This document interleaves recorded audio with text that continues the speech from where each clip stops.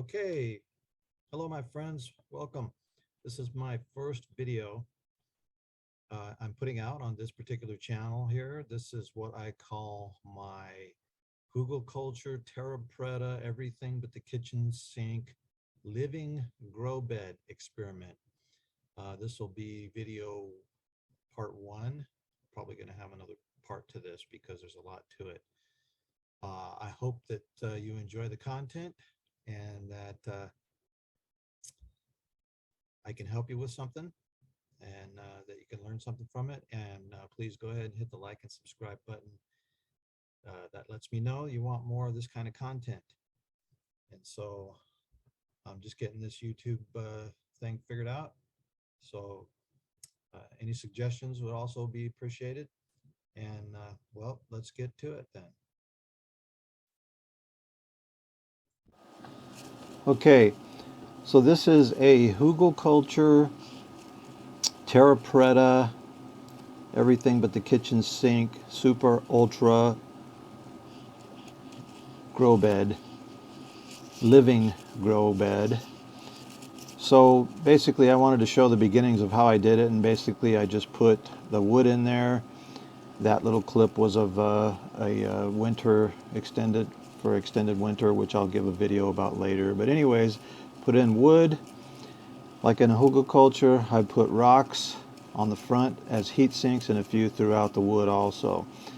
And then everything, and then all those little small sticks that I just showed there. And so, and then we'll fill this up with dirt, compost, just regular dirt right there, but we need to have some compost and some organic matter mixed in there with it. And we put bone in there, and we put biochar or wood charcoal, and I'll make a video on that at some point on how to make it. Actually, there's quite a few out there, so maybe I will, maybe I won't. Terra Preta also has bone in it, and it has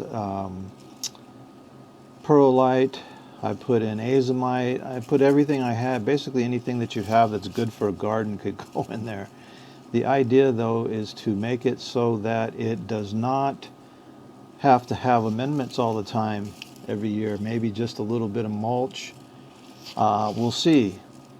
So I've actually done one this last year. This is from last year, and I'll show you the results in another video.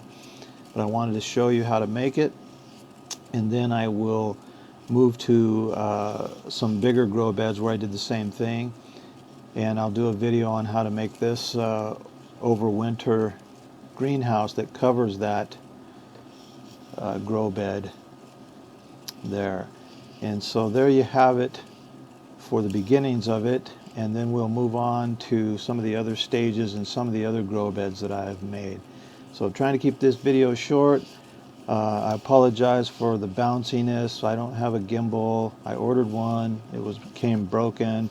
I need to order another one, and so on. So let's take a look now at the other grow beds and where we're at with those. Okay, so here we have where we're starting to put the dirt in now, and you want to fill these things up all the way to the top. Although we're going to mix some organic material, some compost, biochar, etc. in there too, but we want some good topsoil on the very top. So you want to fill them up actually a little over the top too, because they'll get wet and they'll soak down into all the voids and get watered down. And it'll all, compact somewhat as it gets watered over the seasons. And so, and you just keep doing that. And this is the basics of how to do it. So it's a Hugelkultur, biochar, Terra Preta, living, ultra grow bed, etc., etc. And here we have all the dirt in. Now we're going to start putting in some layers, some chicken bedding, mulch, etc. So there you have it. All right, so getting ready to put more biochar in these boxes. I have some new stuff made up. These are the boxes. They're Hugelkulturs, and you can see I have biochar and chicken brooding bedding, and I have broken up bricks and cinder blocks and things in there, and bones, and azomite will go in. I don't have azomite in there yet. So, and you can see some of the ones that I've done already that are planted just recently. And also I got my blueberry patch in, same thing. And I will go over the soil mixture and all that too. So here we are. I'm just filming with the phone, so trying to get a decent, make it a little easier. So grab the biochar.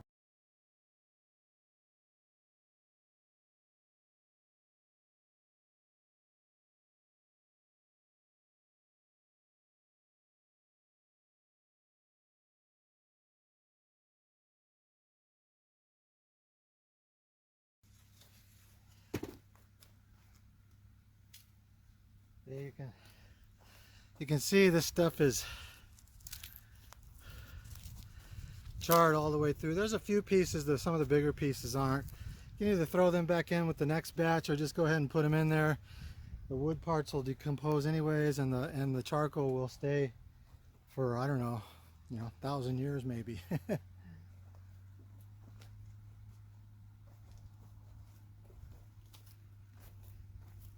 I do break up the bigger pieces somewhat. I was crushing it all, but it doesn't matter that much. It's not the real big pieces is what I break up mostly.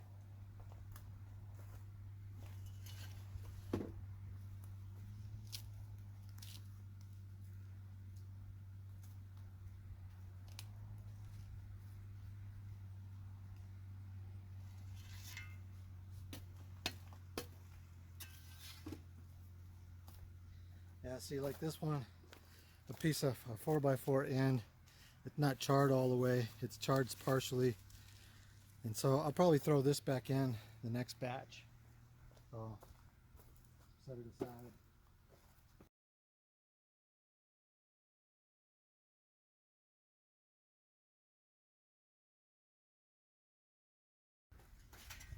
I'm finding a lot of pieces that aren't charred all the way through, and this happens from piling on wood. So basically I burn them actually in that barrel, and so this happens from putting the wood on too fast and not letting the wood that's underneath turn to coals, because there's no air holes in that. So when you pile more wood on top, that sucks all the oxygen out, and it's just the heat that's what chars it. With low or no oxygen, heat is what chars it all the way through. And so by piling the wood on too fast, I got a lot more pieces in this batch than I normally get.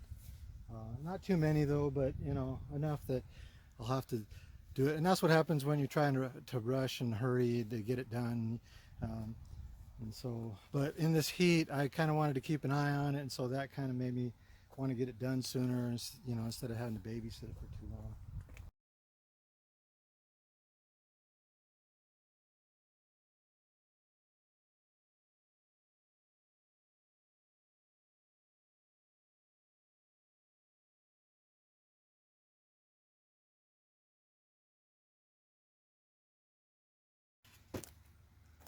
So that's basically it, really. You can look up Terra, Preta, and Biochar on YouTube or articles. A lot of YouTubes, and everybody kind of has a little bit different way of doing it. And I've, like I said, let this sit in water and manure and pond water with some sawdust and stuff in there to feed the bacteria, and to get it charged up so that it has bacteria in it. And plus I'll be putting down chicken bedding and goat manure and hay, goat manure and hay compost on it, and so on. And so I'm experimenting. This is the first year I've experimented with biochar, so we'll see how it works. I've read a lot of different things. Some people say you got to let it charge for a month in a compost pile, others for 7 days, and so on.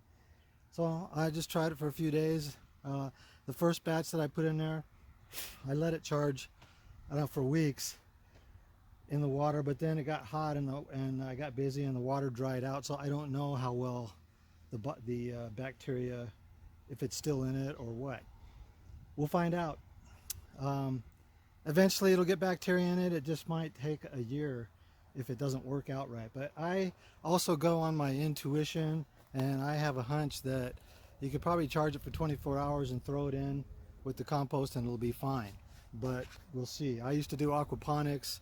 Doesn't take very long for the bacteria cycle to get started. That's why I use some pond water, because I know there's a bacteria cycle already, a mature cycle in the pond. And so I just put some of that water in, and I'll probably water the plants with, or the beds with some pond water too, before I plant.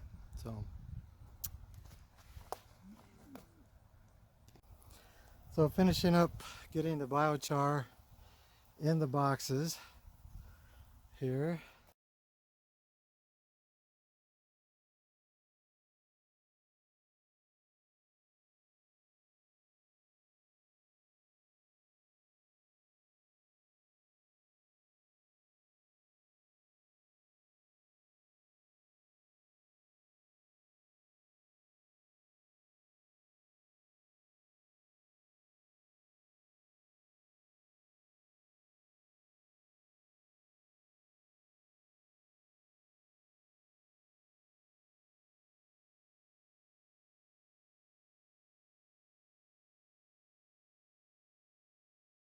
All right, next step is to put the bedding in, like we see over here.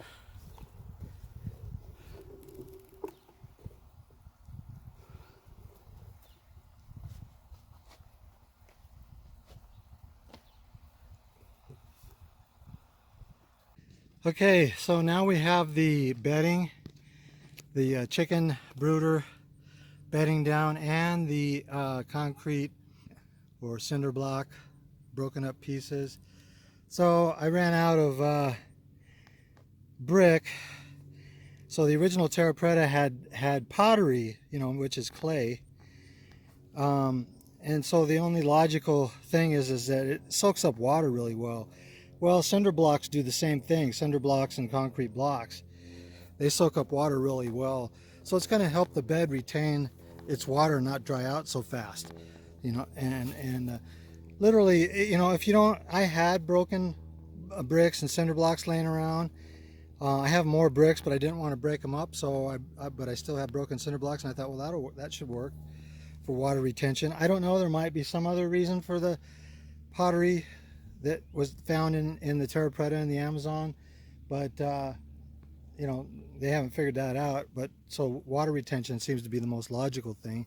I don't think you're going to get much minerals or anything out of clay pottery. I suppose you could, depending on what it's made of. But supposedly the Amazon soil was some of the worst soil in the world, and so any clay from there is not going to have a lot of nutrients and minerals in it. But anyways, so this is what it looks like. Here's some ones that I did before. And next we will put some bone in there and some azomite for trace minerals and nutrients, and a little more nitrogen. The bedding, the chicken brooder bedding has nitrogen in it because of the chicken poop, which is high nitrogen. And this is on the bottom, and then we'll put goat compost on top of it. So I think on this last one here, I'm going to try to grow potatoes through the winter here. And so I'm going to leave this one down, and I'll put just a little bit of the compost on top and some topsoil and leave it low so that I can fill it in when they start making potatoes. And then I'll have to put a lid on it to get it into the winter. And they probably won't grow through the whole winter, but they might grow quite a ways into it. But then you can store them in here in the winter too. You just keep them covered up and dig them out as you need them. with the top on it, it should stay unfrozen enough to dig out the potatoes. We'll see. That'll be another experiment in another video. All right. So now we got the bedding in. We've got the biochar in. We've got the broken up blocks in. I'm going to put perlite in. Why? Because I have a bunch of it. I was going to use it for something else, for a masonry project, to make a masonry heater, and I may still do that because I have a whole like a 50-gallon drum of it. But I thought, well, I'll use some of it in here. It'll also absorb soil, or absorb water, excuse me. And I'm going to put the bones in. I got chicken bones and I got some steak bones. I'll scatter those around. The bone, I guess, is well, you know, it's going to leach calcium. So technically, I guess you could put bone meal in there, but it may wash out sooner because it's already a powder when you buy it. But if you don't have any access to chicken bones and steak bones or whatever, you could do that. And also, I was going to say, for a tip, if you don't have the broken stuff, and I might have said this already, but I don't remember, so I'm going to say it again. You could use lava rock. You could just go buy some bags of lava rock and spread it in there to help with water absorption in there. And it also has, lava rock also has a lot of surface area, micro surface areas within it, within all of its little micro porousness, and that would be also a place for bacteria to colonize. So there's lots of things you can do. You have to make do with what you got, or what you have available, or what you can get. So I'm going to get my gloves on, and we'll put this stuff in, and I think that will probably do it for this, all of this kind of stuff, and then we'll put the compost in. And then I'll put some topsoil on it, and we'll go from there. Eventually I will put a mulch on top of everything. So like right here, over here, there's no mulch yet on those. Oh, and I wanted to give you a little tip on that too. Those plants, I've got the ones that you see, that's we've got winter squash and butternut squash and several different kinds of peppers in there, and also chard, Swiss chard. I got all of those in 2-packs for $1 per 2-pack because it's August, it's late in the season. They're looking pretty peaked. They don't look that great, even though they kept them watered pretty well. They already look better. They've been in here not quite a week, I guess. They're already greening up and looking better. And in a couple of weeks, they'll probably be fine. But so, you know, I got way behind building these boxes. You know, I was hoping to have them done for spring planting, or, you know, very early summer. That didn't happen. I'm still working on them, getting them done now. So I went down, there's a place in town that sells organic starts, and I bought them there, you know, and they're selling them for really cheap because the season's almost over for most people. And the rest of this stuff, I'm going to put winter and fall crops in here, you know, like rutabagas, turnips. Potato can be a fall crop. It's actually probably a little late if you were just going to plant them and then harvest them all at the, like, say, in end of September. They might work depending on the potatoes. So I'm going to build a cover so I can go longer if I need to for the potatoes and have potatoes all year. Also broccoli, cauliflower, snow peas, sugar peas, string beans, things like that. They all do well in the fall. So I need to get the fencing up around this, and I was going to plant the beans so they could climb the fencing, and I wasn't going to plant them in here in these boxes. But you never know. And the tomatoes are doing terrible this year. We have those in pots over by the house. I might transplant a couple of them into one of these boxes and see how they do before the season's over. So anyways, let's get this going.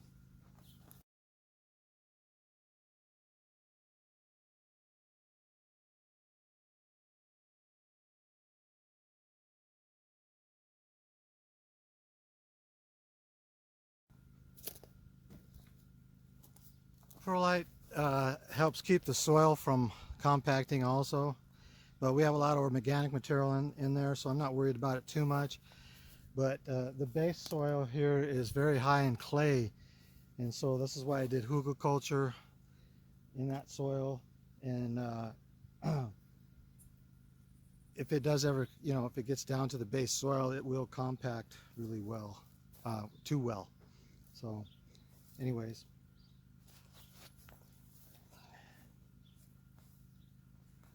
so let's get the bone in there.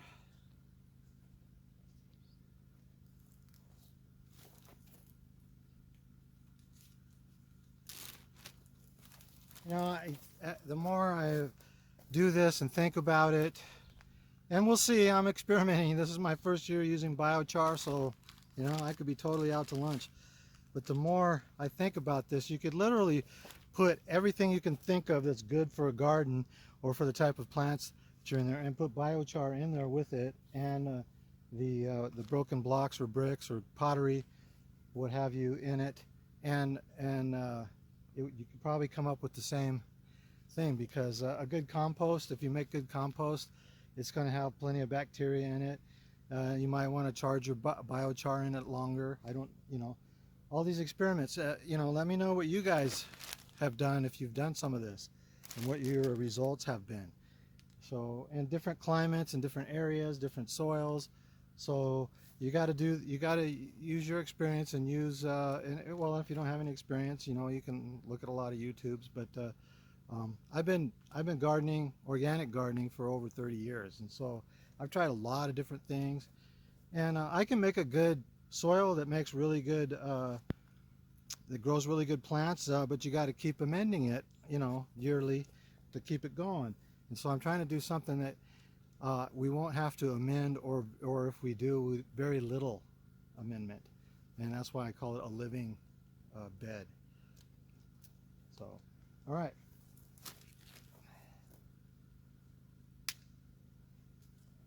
So what I do is, when you're eating chicken or steak or whatever, anything with bones in it, I just put them in a baggie and throw them in the freezer until I'm ready to use them. So here's a whole chicken carcass. Oh, there's some steak in here too, I guess.